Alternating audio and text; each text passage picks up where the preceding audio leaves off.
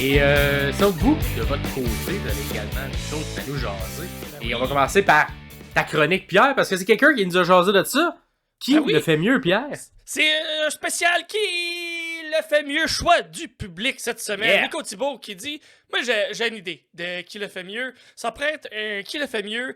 T'as pas d'affaire là, décalisse. » Ou, qu'on pourrait traduire en français international, « T'as pas d'affaire là, full camp. » Fait que, donc, il nous a proposé 3 personnes, un peu du monde, du monde de la lutte finalement, qui a comme pas rapport là.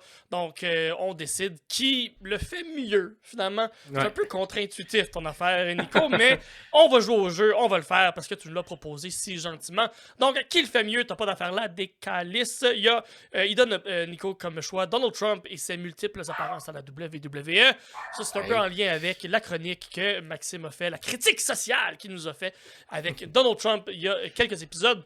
David Arquette, qui a été World Heavyweight Champion de la WCW fin des années 90, ça a été... Il y a eu des émeutes, il y a du monde qui sont encore en tabarnak après David Arquette pour avoir gagné. Ben, aussi Vince Russo pour avoir gagné. Ou c'était Bischoff, bref, n'importe quelle personne. C'est Vince Russo. C'est Vince Russo, là, voilà. Me semble que oui aussi. Donc, David Arquette ou Jacques Rougeau et son podcast qui se passe dans un terrain de camping au Québec, dans le coin de Rawdon. Donc, qui, d'après vous, d'après toi, Maxime, le fait mieux dans la catégorie « T'as pas d'affaire là! » Écoute, c'est sûr, ce que ça sera pas, ça va être Jacques Rougeau, parce que Jacques Rougeau, tu sais, il fait un podcast, il est dans son... C'est quand même, comment je peux dire? C'est quand même divertissant. C'est divertissant, c'est ça le mot, divertissant. Voir des petits clips de tout ça, moi ça me fait quand même rire, je trouve que ça fait des bonnes anecdotes. Ouais. Bon, c'est sûr que... c'est pas parfait. Pas parfait, mais en même temps, c'est ça qui fait que c'est parfait.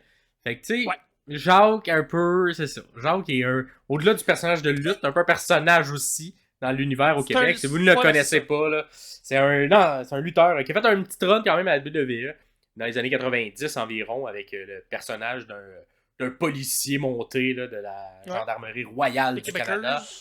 Les Québécois aussi par la suite, mais j'ai surtout connu là-dessus. Donc, Jacques Rougeau, il vient d'une longue famille. C'est un fils une longue famille de lutteurs.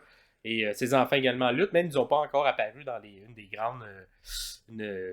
grandes entreprises, si on veut. Là, donc, ils sont plus au niveau indie et aide papa avec ses spectacles.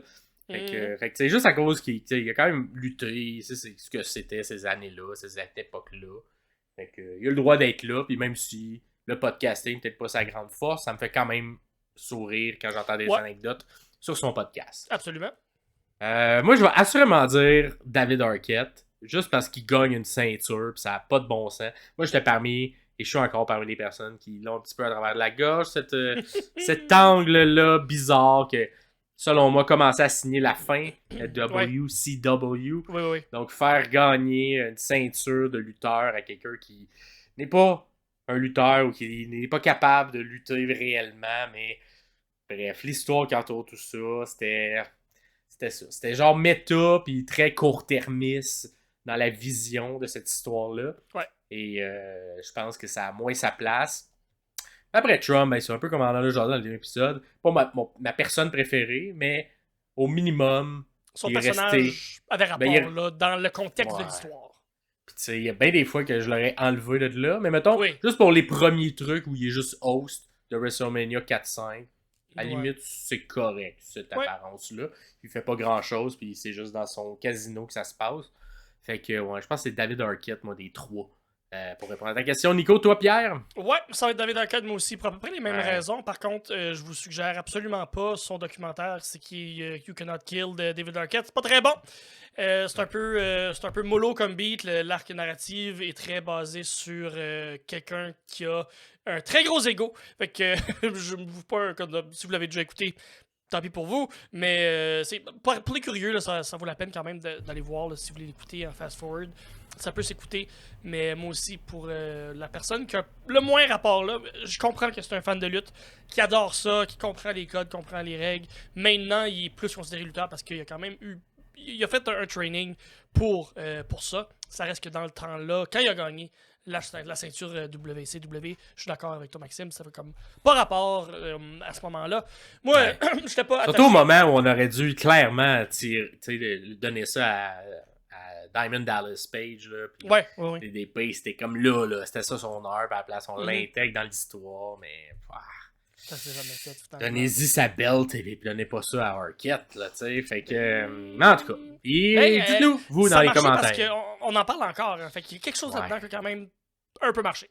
Ouais, on en parle encore, mais c'est mort quand même comme compagnie. Ouais. Mais est-ce que ça vous met en furie? Est-ce que vous êtes un fan de David Arquette? Peut-être que vous avez mis le documentaire que moi je n'ai pas aimé. Dites-nous-le dans les commentaires direct en dessous ici. Si vous nous écoutez à l'audio, venez nous parler sur Facebook, sur Instagram. On est là aussi, puis on vous lit, on prend vos commentaires. Et faites comme Nico Thibault et proposez-nous des chroniques. Ça peut être qui le fait mieux. Ça peut être push, Burry, changement de gimmick. Ça peut être n'importe. Vous pouvez inventer une chronique et nous la proposer. On est prêt à essayer bien des affaires avec vous. Question lutte et question chronique. Donc, merci Nico pour ta suggestion. Réponds-nous, toi. Tu poses la question, Nick, mais toi. C'est qui, toi?